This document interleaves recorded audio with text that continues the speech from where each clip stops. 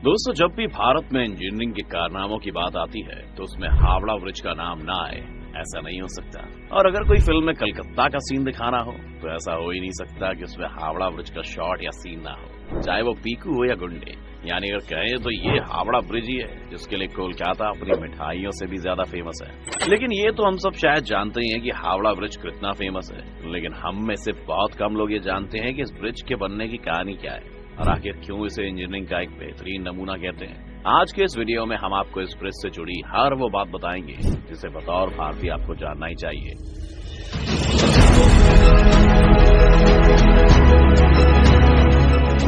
कोलकाता और हावड़ा के बीच हुगली नदी पर पहले कोई ब्रिज नहीं था।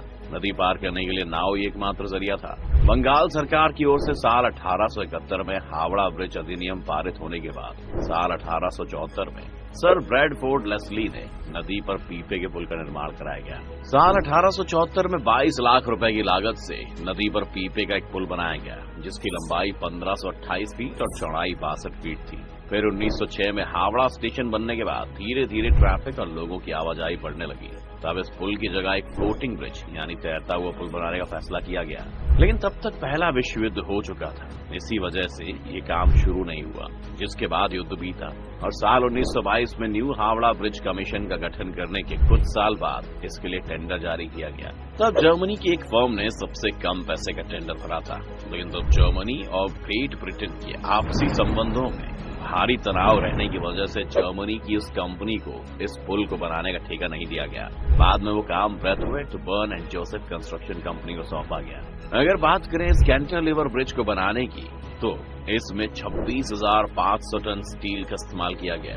अब उस वक्त में इतना स्टील इकट्ठा कर पाना एक बड़ा टास्क था, लेकिन पुल का निर्माण बहुत जरूरी था। इसीलिए देश की बड़ी स्टील बनाने वाली लगभग इकलौती कंपनी टाटा ने अपने पास से स्टील बेचने की बात कही।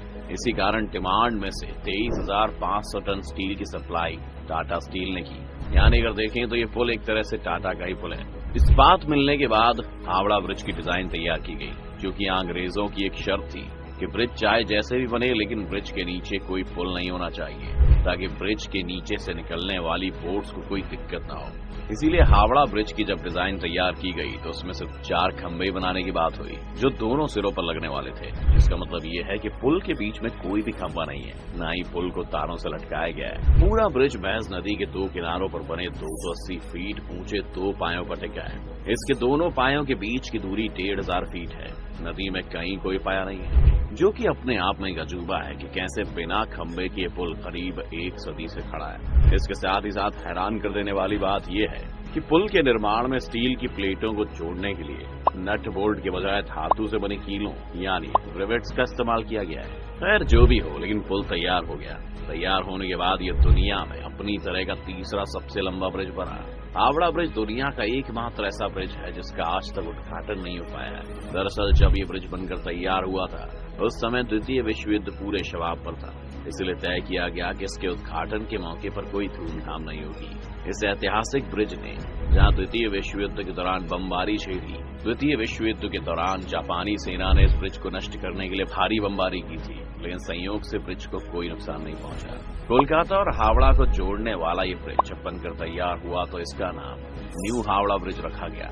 14 जून 1965 को गुरु रविंद्रनाथ टैगोर के नाम पर इसका नाम रविंद्र सेतु कर दिया गया, लेकिन आज भी लोग इसे हावड़ा ब्रिज के नाम से ही जानते हैं। सबसे ज्यादा रोचक बात यह है कि आज इससे रोजाना लगभग 1.25 लाख गाड़ियां और 5 लाख से ज्यादा पैदल यात्री गुजरते हैं। लेकिन अगर शुरुआती समय की बात करें तो ये ब्रिज बनने के बाद इस पर पहली बार इस पर एक ट्राम गुजरी थी, लेकिन बाद में ट्रैफिक बढ़ने की वजह से इस ब्रिज से ट्राम को गुजरने पर बैन लगा दिया गया। एक और बात इस ब्रिज के बारे में बहुत रोचकता के साथ सुनाई जाती है कि ब्रिज दोपहर 12 बजे और रात के 12 बजे बंद कर दिया जाता है। इसके पीछे जो कारण है उसके अनुसार हावड़ा ब्रिज के इंजीनियर्स ने इस पुल के बन जाने के बाद कहा था कि ये पुल अगर कभी गिरता है तो वो 12 बजे ही गिरेगा, लेकिन उसने ये नहीं बताया कि 12 बजे दिन के या 12 बजे रात के। इसीलिए हर समय दिन दोपहर के 12 बजे और रात के 12 बजे इस पुल को बंद कर दिया जाता है। लेकिन कई लोग इस बात को पूरी तरह से नहीं मानते हैं, लेकिन इस पुल को 2 बार बंद होना अपने आप में हैरान कर देने की बात जरूर है। इसके अलावा एक और बात जो इस ब्रिज के बारे में कही जाती है वो ये है कि ऐसा माना जाता है कि हावड़ा ब्रिज की कोई चाबी है जिसे ब्रिटिश कंपनी ने भारत को नहीं दी है। अब ये चाबी करती क्या थी, इसे सुनकर आप चौंक सकते हैं। कहा जाता है कि पुराने जमाने में इस चाबी से ब्रिज को बड़े समुद्री जहाजों के लिए 2 भागों में खोल दिया जाता था, यानी कि अगर इसे ब्रिज गेट कहें तो गलत नहीं होगा। खैर, इस बात की भी कोई आधिकारिक पुष्टि नहीं हुई है। अगर हालिया स्थिति की बात करें तो इंजीनियर्स का कहना है कि हावड़ा ब्रिज के खम्भों को अब जंग लगने लगा है। अब इस जंग की वजह है पान। इस पुल से रोजाना लाखों लोग पान चबाते हुए गुजरते हैं और थूकते हुए निकलते जाते हैं। इंजीनियर्स बताते हैं कि जिन खम्भों पर पुल टिका है उनमें से कुछ के आधार की मोटाई पिछले 3 साल में आधी रह गई है। इस बात से आप समझ सकते हैं कि पान चबाने और थूकने की वजह से इतना बड़ा पुल अपने आप को खो रहा है। इसके अलावा भी 2005 में नदी से गुजरता हुआ एक कार्गो शिप इस पुल के बीच में फंस जाने के कारण भी इस पुल को कुछ हद तक नुकसान देखने को मिला। पक्षियों द्वारा हावड़ा ब्रिज पर की जाने वाली गंदगी से कोलकाता पोर्ट ट्रस्ट काफी परेशान है, क्योंकि इससे ब्रिज को केमिकल लॉस हो रहा है। इसीलिए ट्रस्ट हर साल ब्रिज से पक्षियों की गंदगी हटाने के लिए 5 लाख का कॉन्ट्रैक्ट देता है। लोगों के इस पूरे ब्रिज को पेंट करने के लिए 26,500 लीटर पेंट की खपत होती है, जिसमें लगभग 65 लाख रुपए खर्च होते हैं। 2006 की शुरुआत में इसकी मरम्मत कराई गई थी, जिसमें 8 टन स्टील की खपत हुई थी। इस पूरी प्रक्रिया में 50 लाख रुपए खर्च हुए थे। इसके अलावा भी ये ब्रिज भारत के इतिहास और खास तौर से कलकत्ता के इतिहास का एक बड़ा हिस्सा रहा है। इसीलिए ये हमारी जिम्मेदारी भी बनती है कि हम ऐसी धरोहरों को बचा के रखें। बाकी आपको हावड़ा के बारे में और क्या पता है, आप हमें कमेंट करके जरूर बताएं। साथ ही लाइक और शेयर जरूर करें। साथ ही हमारे चैनल को सब्सक्राइब करा भी था आपने।